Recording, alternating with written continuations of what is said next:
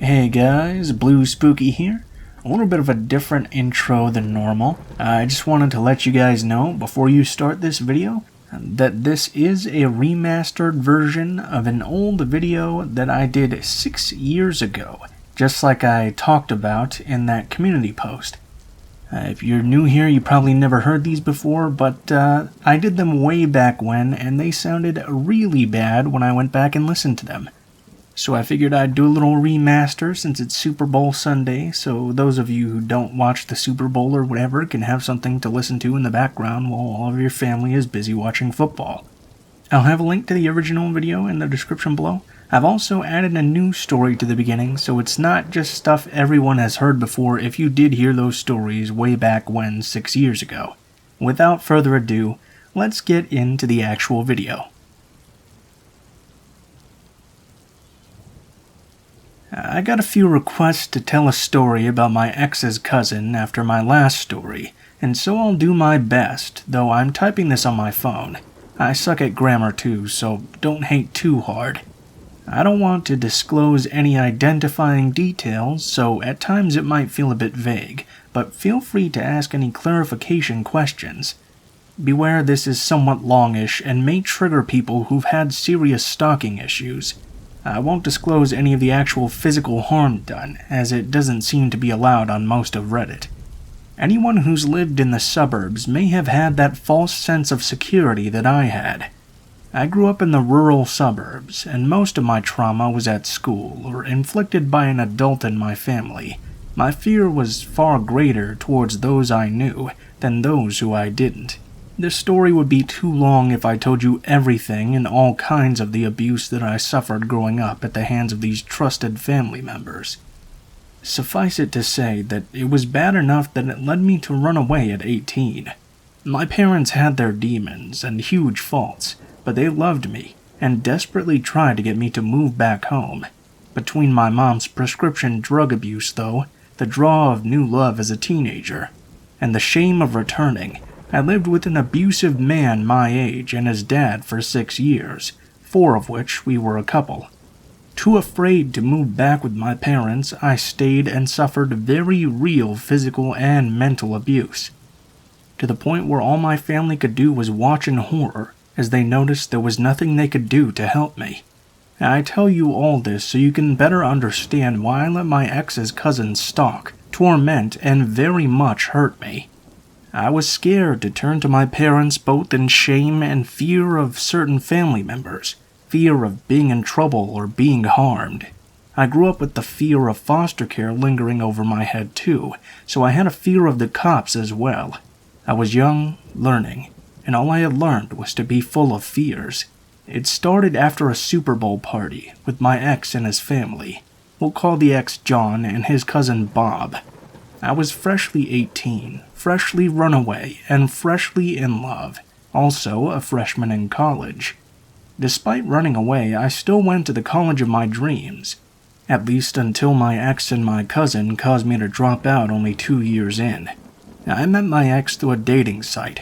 It's kind of old now, but it was called Plenty of Fish. I have video games down as one of my hobbies, and that alone brought in plenty of guys.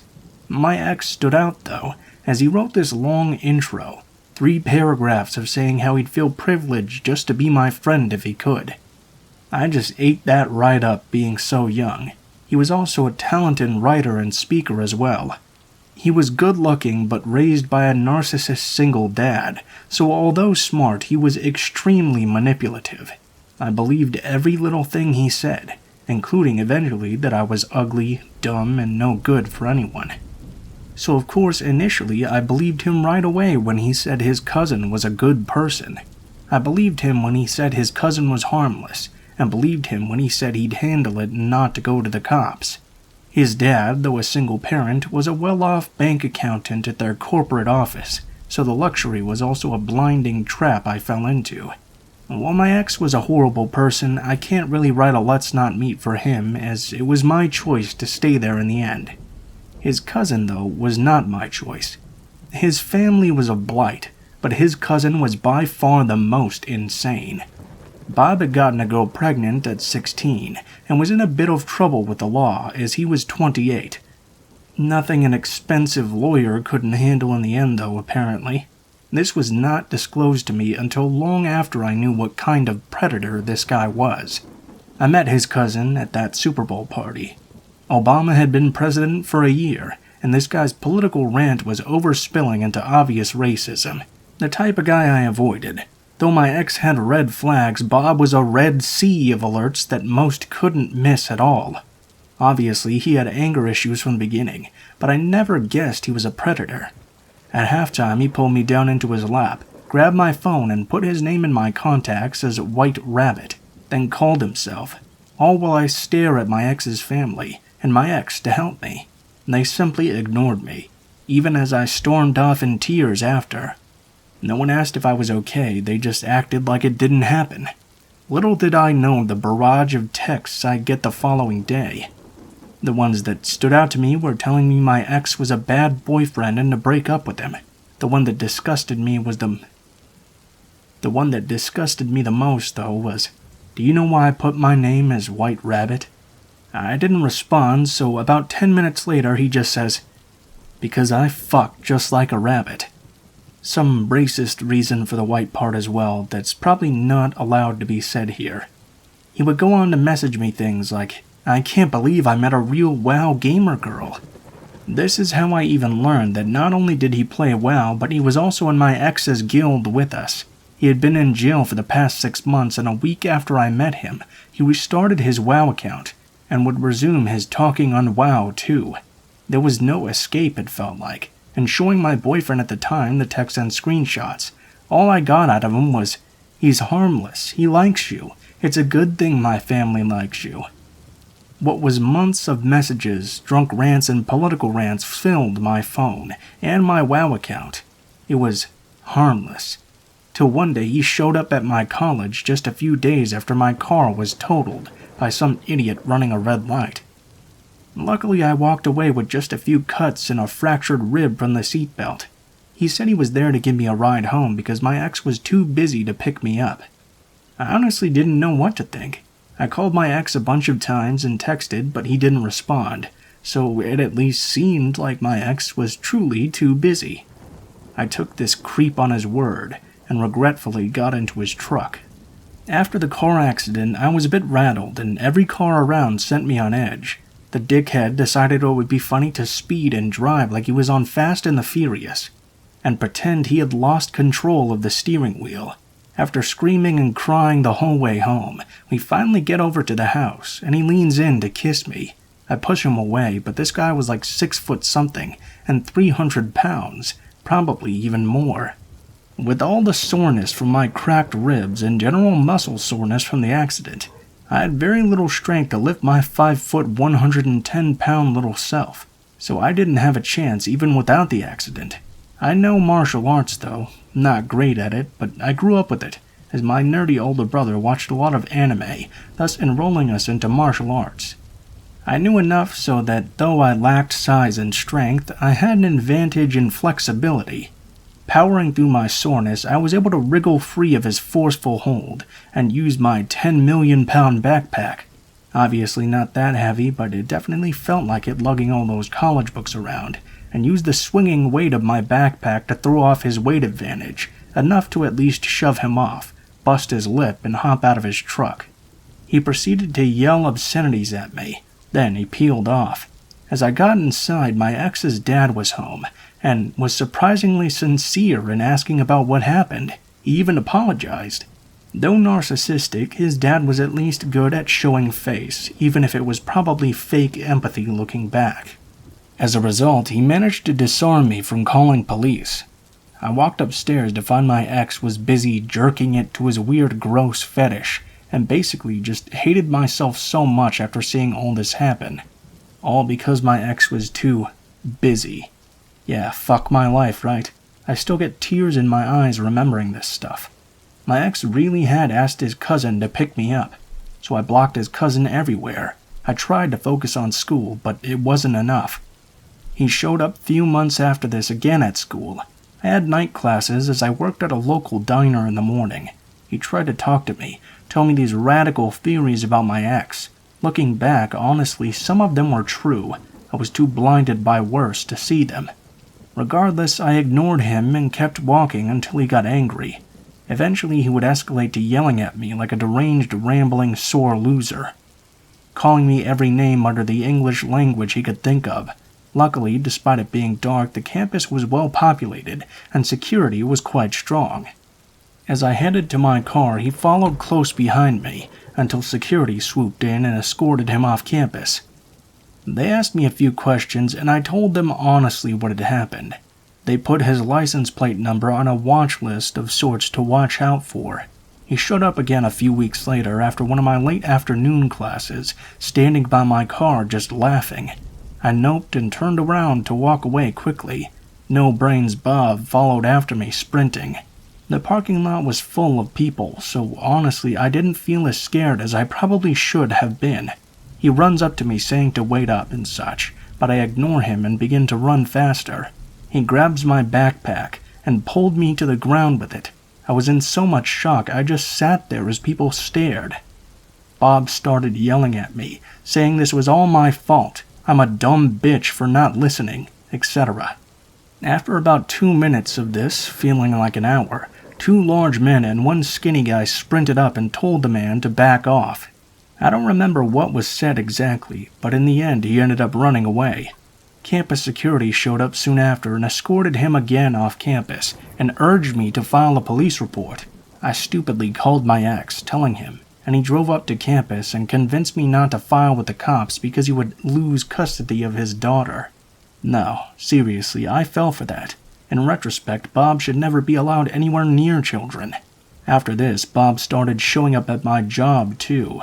I had to explain to my boss why I couldn't serve him, to which Bob proceeded to say I was a terrible person straight to my boss's face, and that I only didn't want to serve him because I hated fat people.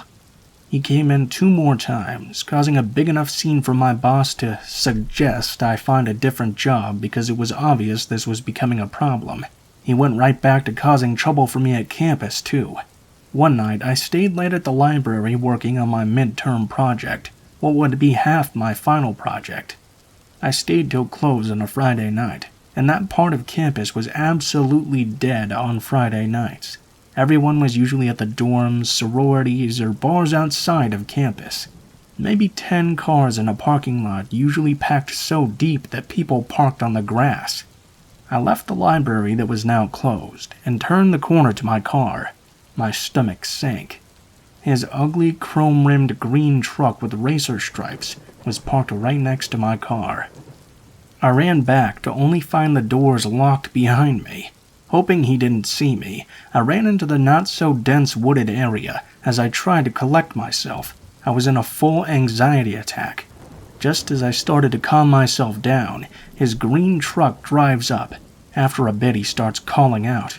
It was pitch dark, and I couldn't even whip out my phone, as I was terrified the light would give me away. He had definitely seen me come around that corner. I just sat there behind this tree, trying to quiet my breathing and crying, which was damn near impossible having a real panic attack. After he turned off his truck, I knew the rumbling hadn't covered the sounds of my panic attack. I froze except for the massive shaking my body was doing on its own. I didn't think I could move. At this point, someone walked out of the library. Thinking this was my chance, I held tightly onto my papers and ran for it. I'm not a runner exactly, but years of softball taught me I could sure sprint when I needed to. I ran to my car, started it, and shaking like I was freezing, I drove out of there, nearly crashing a few times. As I drove off, though, he got into his truck and proceeded to follow me with high beams till I drove by campus police and stopped my car next to it. Then he drove off. I couldn't move. I just sat there crying and hyperventilating as the cop knocked on my window. I didn't even register it consciously. He opened the door gently and asked me if I was okay. All I could do was shake my head no. My mouth was too busy trying to catch my breath from sheer panic. He called for an ambulance as I was in no shape to drive myself, and my panic attack grew worse as the police officer tried to comfort me. I don't know if it was the relief of being safe or the 6+ months of buildup of being unheard by my ex about my fears of his cousin. They gave me some shot in the ambulance to calm me down, as I soon realized why my panic attack was getting worse. I was having an asthma attack as well at the same time, the first one in many years, so I didn't have my inhaler with me. They had realized way before I did that it wasn't just a panic attack. I'd failed to realize in my panic state that I was wheezing. After a full treatment, the police came into this cubicle shielded by curtains, but the general panic of the emergency room sounds were everywhere. I couldn't focus. I was hopped up on calming drugs and strong asthma meds, so when they tried to ask me questions about what happened, I just sleepily nodded and honestly barely understood anything. They sort of picked up on the fact that I wasn't all there yet, and told me they'd come back later. I soon fell asleep and woke up I don't know how long after, with my ex and his dad, as my ex was my emergency contact in my phone. After the hospital got my insurance card, which was under my dad, the receptionist told me I should probably call him, so I did at 4 a.m. in the morning. At first, he sounded angry. I was scared he'd be super mad, but soon he said he was on his way and hung up. After my dad showed up, his hate towards my ex and his father was more than obvious. He begged me to come home with him right then and there.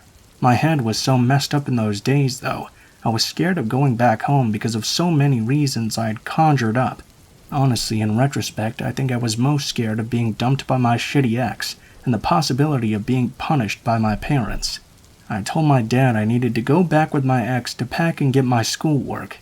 As I packed, though, my ex unpacked my stuff and threatened to rip any clothes I put in and break my laptop. He said that if I left that night, I would never see anything I'd left behind again. Scared, I told my dad I'd changed my mind, and this cemented the control my ex would hold over me for 6 years. His tactics of making me stay would only get worse. After 4 years, I wasn't even his girlfriend. He would go on Tinder and date, but refused to let me move out. The police called me a few days after, but by this point, I had too much fear of my ex to press charges. My ex and his cousin were both only children, and very close. I dropped out 5 months later after paranoia of looking over my shoulder all the time, Bob breaking my car windows and leaving dead raccoons in my car. I'd had enough. I became a shut-in. I barely left the house. I was too scared to get a job. My entire life became fear. I gained weight, and my ex would only use that to further make me feel useless.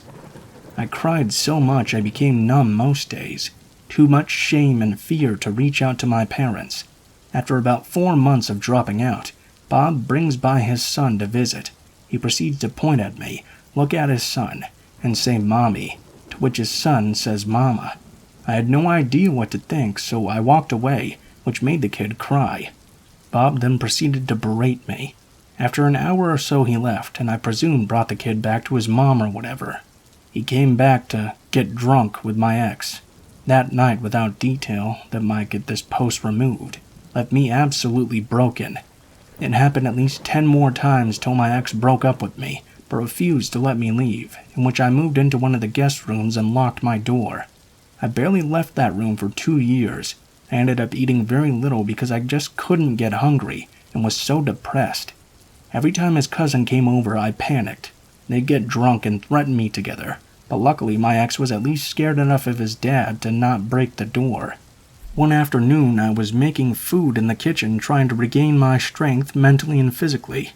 Bob walked up behind me as I was cooking and started feeling me up. I rejected him, telling him to get away from me, which prompted violence on his behalf.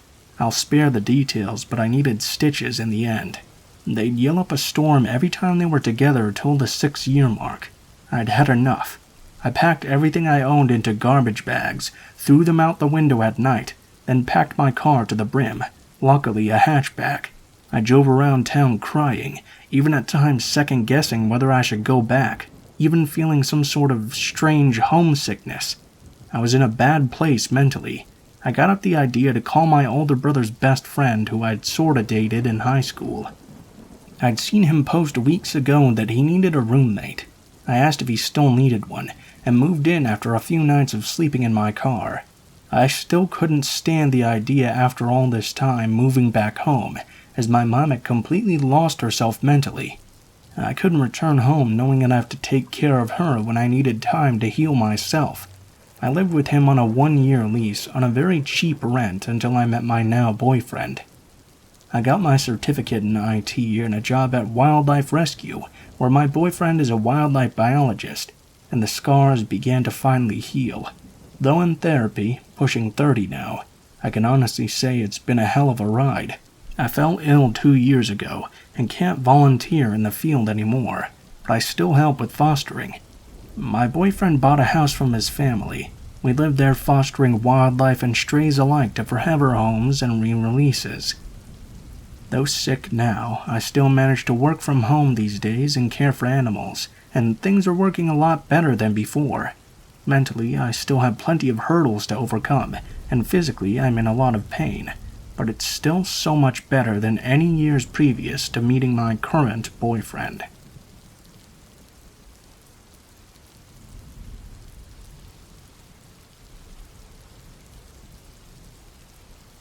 It was the first time Seattle had ever been in the Superbowl, year 2005. The only reason I remember this is because I remember the loud cheers that surrounded my friend and I as we were out in the woods, unsure if we would ever be able to escape that dark forest alive. At the time, the cheers sounded more like screams. Let me explain. I was a 14-year-old girl who loved skateboarding with her best friend. We were little petite punk girls who loved to explore. My friend was over at my house, but everyone there was transfixed by the football game. The whole neighborhood was filled with the noises of people cheering on the Seahawks. It was, and still is, a safe and normally quiet middle to upper middle class neighborhood. This was around maybe 7 or 8 p.m., but by this point it was very dark. Not quite pitch black, but that deepest dark blue that remains until midnight. My friend had some cigarettes, and we decided we were going to sneak away and skateboard to the forest, down the street, to smoke and hang out in the woods. The woods were a long stretch of forest that rested in the middle of our neighborhood. On each side, steep slopes ran upward and backed into the fences of people's houses. Everyone called it a green belt, because the only entrance was at the beginning, and the only exit was on the other end. It felt like you were in a valley of sorts, surrounded by trees and houses far above. All of the neighborhood kids explored it, and it was not uncommon to find hidden trails that led to makeshift forts. Anyway, we arrived at the forest and walked until we found a clearing far enough away from the entrance that adults couldn't see us smoking. At the time we didn't realize this, but almost every single adult was inside watching the Superbowl. It felt safe there, in the dark, smoking and laughing with my friend, because we could hear those cheers echoing from nearby houses. We had enough cigarettes to each have our own, but we liked sharing one at a time and passing it back and forth. It made us feel connected and cool. We were sharing our second cigarette, which was in between my fingers. I remember my friend laughing, trying to grab it from me. All of a sudden, though, she stopped laughing. Her eyes grew wide, and she slowly pointed at me. "Not going to work, Jess." I thought she was trying to make me look away so she could grab the cigarette out of my hand. I could barely hear her whisper over the cheers that echoed throughout that forest. I am not joking. I turned around and looked behind me, my eyes squinting in the dark. I didn't see anything at first, until I looked at the top of the slope. The top of the slope, which ran about 50 feet up, was not that far away from us.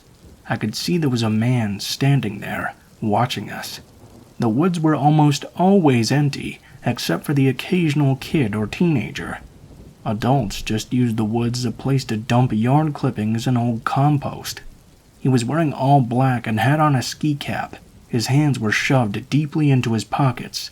I remember thinking he was very tall, though I couldn't see his facial features very well. I waved at him, wondering how long he had been standing there. It struck me he may have been watching us the entire time. I hoped it was a neighbor. I waited for him to yell at us for smoking, threatened to tell my parents, any kind of reaction. He didn't wave back, though. He didn't make a single sound. "Hello?" I choked out. The man did not respond. His hands remained in his pockets. The dim light from a distant porch behind him illuminated him ever so slightly. I whispered to my friend, "Jess, what do we do?" The man took his hands out of his pockets. He had on gloves, and not gardening gloves either. He walked one step down the slope towards us. I could hear the sound of leaves crunching beneath him. He stood still again, just watching, waiting. More cheers erupted in the distance. The cheers that had sounded so comforting just a half hour ago now sounded foreboding. "I don't know," I whispered. "If we scream, no one would even be able to hear us. Everyone is screaming right now." Tears began to pool in her eyes. I had never seen her cry before, and I had known her for 9 years by this point. I decided I had to think, and fast. The man took another step forward. "What?" I screamed. "What do you want from us?" He began to pull his ski cap down. It was then that we both realized it wasn't a ski cap, but rather a ski mask. I yelled at her, "Run! Grab your skateboard!" At the time, I was thinking we could hit him with them if he tried anything. Probably silly, being as we weighed only about 100 pounds or less each. We got up and began booking it out of the woods. Like a horror movie, the man simply walked at a fast pace after us. I guess we weren't running very fast at all, because we were each holding a skateboard. Once we got out of the woods, it was all uphill towards my house. The man was only a house length's distance or so behind us. His mask was pulled back up again. I wanted to ring the neighbor's doorbell, yell, or anything, but we were so scared that no one could hear us, scared that if we ran to a neighbor's house that they wouldn't be home. We ran as fast as we could up that dang hill. We were about 3 houses away from home when the man behind us just suddenly stopped. We kept running anyway. We made it back to my house breathing heavily and covered in dirt from running through the forest. What exactly had just happened? "Girls, there you are!" I thought my dad was angry we had left without asking. Instead, he just sighed and said, "Well, the Seahawks just lost the Super Bowl." So, creepy masked man who watches girls in the forest from above, let's not meet again. Ever.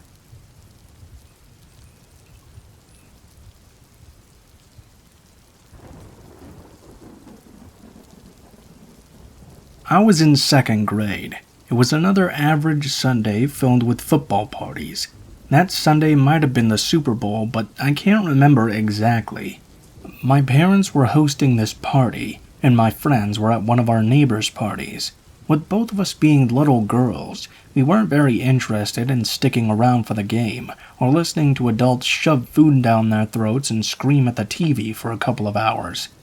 If you haven't seen an American football party or gathering, people take it almost like it's a religious feast and sacrament. We decided to take a walk around the neighborhood to get a breath of fresh air with my puppy. Among our short walk, we found ourselves at the ditch, which was what all the kids named the retention basins in the neighborhood. There were 2, and we were at the one closer to her house.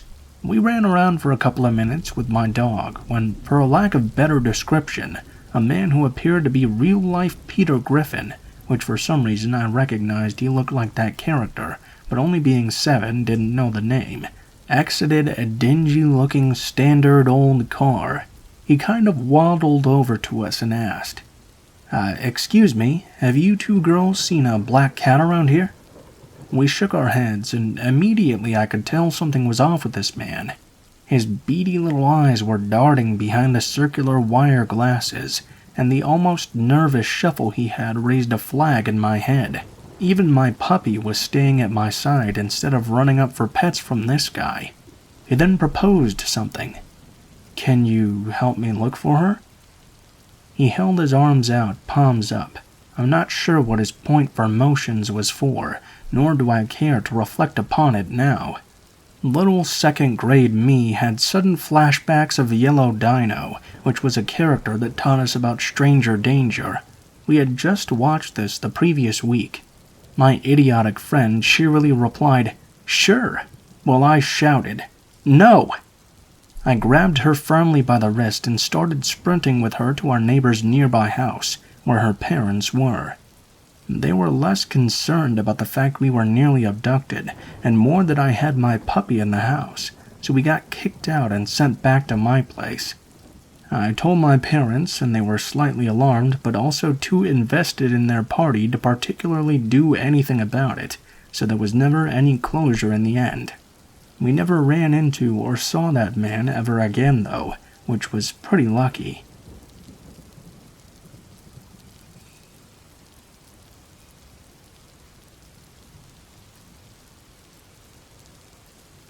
My first post here. Sorry for the length. Back in my 20s, I had moved in with my boyfriend, S.O., who owned a house. This house was an old 3-bedroom 2-story that he shared with 2 friends. My S.O. wanted to rent the upstairs after his friends moved out, and so he took out an ad in the paper. A soft-spoken young man called. We interviewed, and he was small, neat, quiet, and a student at the chef school. We were right on his bus route.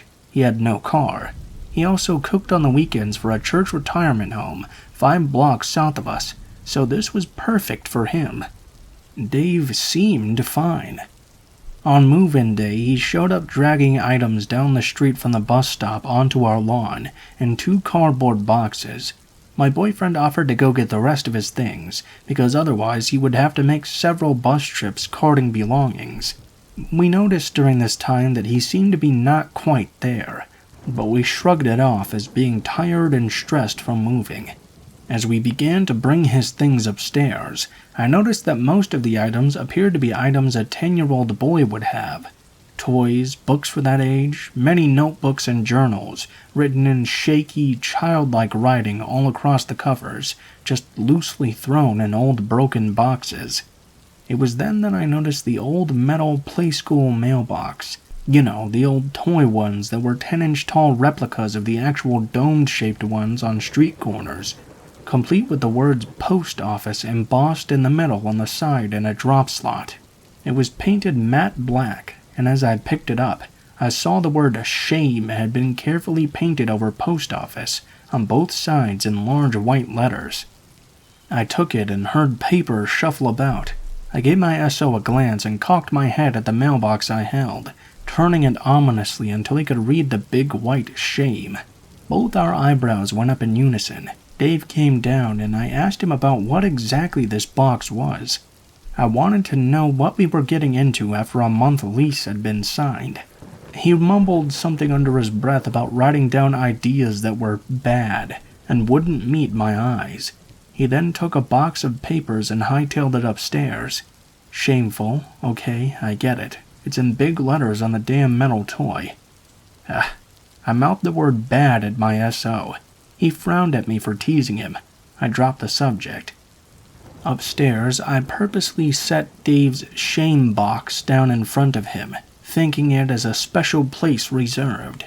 Dave is busy stapling dozens of Boys Life magazine covers all over the wall. He's wallpapering with Boys Life. I stop what I'm doing and just look at the pictures because it was so weird. Boys Life was a magazine from the whatever era before I was born, and he's even younger than me. These were 1950s covers, showing 1950s boys posing while water skiing, hiking, badmintoning, all those things in cheesy Kodachrome photography. I thought maybe he collects them, or maybe he's into guys. No problem, but these were real young boys. They were full of staple marks and careful tears from previous walls. They seemed much beloved. I got a weird vibe. Okay, we're back downstairs now. I walk in the kitchen where he was putting away his kitchen stuffs, and I find him standing on the kitchen table, hoisting a clear, bear-shaped bottle of honey over his head, doing some weird kind of snake undulation as he watched the sun refract through the amber honey, like it was the mystery of the universe.